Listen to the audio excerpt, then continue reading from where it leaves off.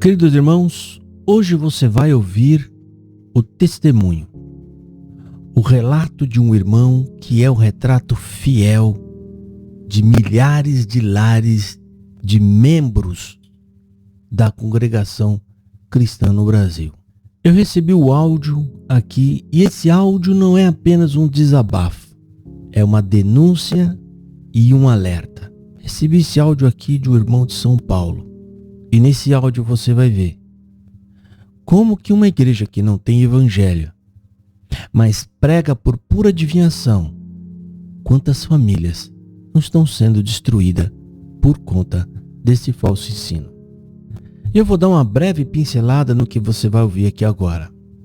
O nosso irmão, o pai dele, era um CCBano fanático, daqueles que carregam dentro do coração a promessa de que vai ter um ministério. Isso aí, irmãos, é praticamente padrão na CCB. Todo mundo lá carrega essa promessa, todos os homens, de que Deus vai te colocar no ministério. E esse é o primeiro veneno que entra na vida dessa família. Essa história é a história de uma família, da qual fazia parte e era músico dentro da congregação. Mas, como acontece na maioria esmagadora, a tal da profecia e da promessa na vida do pai não se cumpriu. E o resultado disso foi decepção, dor, depressão e uma esquizofrenia que veio abalar a casa dele, a vida de toda a sua família. Esse irmão também relata que sua mãe vivia em cima do muro. Ela queria ser uma religiosa, mas ao mesmo tempo queria ser uma pessoa normal. As filhas não poderiam usar um brinco ou um batom sem que isso gerasse forte crise dentro de sua casa. Alguma das irmãs desse irmão chegou a morar na rua para fugir do sufoco que era viver dentro dessa casa oprimida. Aqui também tem um ponto crucial. Moisés disse que a família dele também foi ajudada. O pai tinha condições limitadas, também foi ajudada. E teve a casa também ampliada por irmãos da congregação cristã no Brasil. Isso não veio do Brás, isso não veio da igreja da denominação. Muita gente confunde o que o povo faz com o que a congregação faz. O povo, muita gente ali são pessoas boas, de coração bom, e ajudam uns aos outros. Isso é diferente de você receber ajuda da própria instituição, que na maioria das vezes, nunca vem. Também diz que ele não saiu, ele foi chutado de dentro da denominação. Bom, e no final ele faz um alerta. É importante que você ouça esse áudio. Vou colocar esse áudio aí e eu espero que ele venha abrir os teus olhos. Deus abençoe a todos e fiquem na paz do Senhor Jesus. A paz, irmão Josafá. Tudo bom? Eu me chamo... Sou daqui do estado de São Paulo. Por muito tempo eu fui da congregação cristã no Brasil. No ano de 2011 eu me desliguei e decidi, tocar minha vida em frente, Mas eu me desliguei, não foi por conta de entendimento religioso, não. Eu me desliguei porque eu fui chutado mesmo, Como muitos são, Eu queria contar a história dos meus pais, porque a minha família tem 2 gerações de mulheres que sofrem por conta da congregação cristã. E é uma história assim muito sofrida, sabe? E eu queria contar porque para alertar as irmãzinhas jovens, os rapazes, para que se de repente vocês tenham alguma dúvida em sair disso, sabe? Se vocês estão na dúvida em deixar essa denominação, não tenham dúvida, saiam enquanto é tempo. Vocês estão perdendo a vida de vocês, estão deixando de viver por conta disso. eu vou contar, tá? O irmão tem autorização para publicar essa história. Só vou pedir para não colocar os nomes, porque a minha família já é dividida, tá? Eles sabem que eu me desliguei, que eu vou na Batista, que eu vou em outras igrejas, e isso para eles é sofrimento, né? Eles acham que eu vou voltar um dia, que Deus vai me levar para lá um dia, né? Coisa que isso nunca vai acontecer. Isso não vai acontecer. Então, vamos lá. O meu pai e minha mãe, eles se casaram por volta do ano de 81, na Bahia. E eles já eram batizados lá, na Bahia. E eles vieram para São Paulo. Aqui eles tiveram 8 filhos. E o meu pai, ele sempre congregava muito. Ele era um tipo de CCBano fanático, né? E um dia, depois de tanto eu insistir, minha mãe me falou por que meu pai ficou doente. Minha mãe falou que é porque ele queria ser cooperador, porque colocaram isso na cabeça dele. E ele, depois de um tempo que ele viu que isso não ia acontecer, eu acredito que ele ficou doente daí, né? Hoje eles abafam isso, eles falam que não, que era uma doença, porque ele teve outra doença e acabou caindo numa depressão, mas não é não. Depois que eu saí, que eu comecei a contestar a minha família sobre a congregação, eu vi que eles mudaram a versão da história, entendeu? Mas eu lembro muito bem que uma vez a minha mãe me falou isso, que ele queria ter ministério e não conseguiu. E o que acontecia com meu pai quando ele tinha esquizofrenia? Aí quando ele tinha uma crise, ele batia na minha mãe, ele quebrava as coisas dentro de casa, ele fazia coisas terríveis. E os irmãos da congregação naquela época, a congregação naquela época ela era outra, né? Hoje ela é outra. Tinha alguns irmãos que eram muito bons com a gente. Eles queriam ajudar, queriam fazer as coisas, né? Tanto que a obra da piedade naquela época ela ajudava muito a nossa casa, né? E a gente sobreviveu, né, aquele momento difícil, né, graças à bondade de alguns irmãos, né?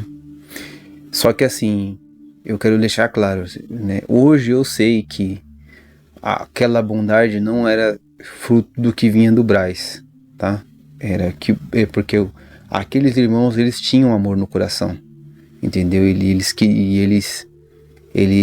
queriam ajudar, né? Eles tinham tanto amor que a nossa casa ela era pequena, bem pequena, e eles foram lá e aumentaram ela, né? Mas que nem eu tô falando, né? Nada disso graças a Brás, tá? Tudo graças aos irmãos que tinham amor no coração. Muitos desses já se foram, que eu já procurei saber, eles já não estão mais entre nós. Eu lamentável porque eu não pude. Alguns eu já agradeci, né? Mas outros eu não consegui agradecer. Eram pessoas maravilhosas, né? E o que acontece? A minha mãe, o tempo que ela esteve casada com meu pai, ela sofreu porque a minha mãe, ela é o tipo de CCBana em cima do muro, sabe? Ela vai pra igreja, ela acha que Deus manda a palavra, né? Mas ao mesmo tempo, ela queria ter uma liberdade, sabe? Pra poder viver as coisas que fora extra CCB, sabe? Tipo, se vestir como alguém do mundo. Na época do meu pai, ele não deixava ela assistir novela. Minha mãe sofria muito com isso. Minhas irmãs sofriam porque não podia cortar cabelo, não podia passar batom, entendeu? Não podia nada disso. E minha família teve muitos problemas por conta disso, porque as minhas irmãs eram muito vaidosas. Então, algumas das minhas irmãs chegaram até a morar na rua, morar na casa de outras pessoas por causa disso, porque a crise dentro de casa era um problema, entendeu? E às vezes a gente não tinha o que comer, né? E às vezes aparecia alguém da obra da piedade e ajudava a gente, né? E nesse tempo a gente passava por um processo assim, tipo de miséria assim extrema, assim, sabe? A aposentadoria que o meu pai recebia mal dava pra sustentar a casa, entendeu? E cada filho tomou um caminho diferente, mas continua, alguns se batizaram na CCB, né? Eu fui um dos que se batizou, né? E estudei para ser músico, sabe? E eu vou falar para vocês, o estudo da música na congregação, ele é uma farsa, sabe? Ele é uma farsa, assim, muito, vamos dizer assim, naquela época ele tinha um círculo comercial, sabe?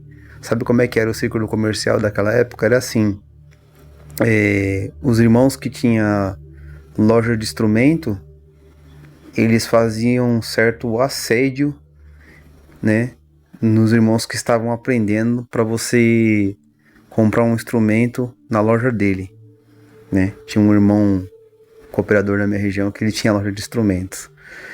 Então, e assim, eu vou falar a realidade, né? Hoje não é mais assim, né? Mas na minha época, eu vou falar pra você, eu fui humilhado pra aprender a música, entendeu? E quando eu sentei no banco pra poder tocar na orquestra, fui mais humilhado ainda, entendeu? Que o instrumento que eu tocava não tinha instrutor, eu tinha que ir pra lonjão pra poder aprender. E o único músico que tinha na minha comum, que tocava o mesmo instrumento que eu, ele me humilhava, tá? Ele me humilhava, ele se sentia muito melhor que eu, tá? Uma pessoa que não tinha humildade nenhuma, sabe? E essas coisas foram me minando, e eu era jovem, entendeu? Eu queria namorar, queria conhecer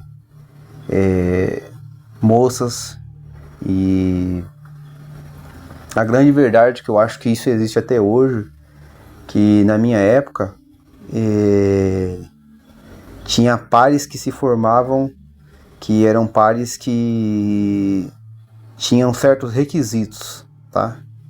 Por exemplo, eu vou assim, ser sincero no que eu vou dizer, mas pessoas de certa classe social com outras pessoas de uma certa classe social dentro da CCB não combinam, tá? Não forma par, entendeu? Pessoas que são próximas do ministério com pessoas que não são próximas do ministério também não combinam, entendeu? Pessoas de uma determinada condição social com outras pessoas com outra condição social também não combinam, entendeu? Então eu sofri muito, porque eu era assim, eu era batizado, eu não podia namorar com as moças que eu desejava namorar, entendeu? Porque eu não formava o par com elas. E eu não podia namorar uma moça do mundo porque eu tinha meu cargo de músico, entendeu? Então eu sofri muito com isso aí. Sofri anos e anos e anos e anos e anos e anos. E um tempo eu por inocência decidi namorar uma moça que era de uma outra denominação. E quando eu contei isso com um cooperador de jovens, nossa, parece que E parece que eu virei uma outra pessoa pra ele, entendeu? E a moça que eu tava namorando, ela era da Assembleia, e aí ela percebeu que aquilo tava se tornando uma situação meio constrangedora e nós acabamos terminando, né?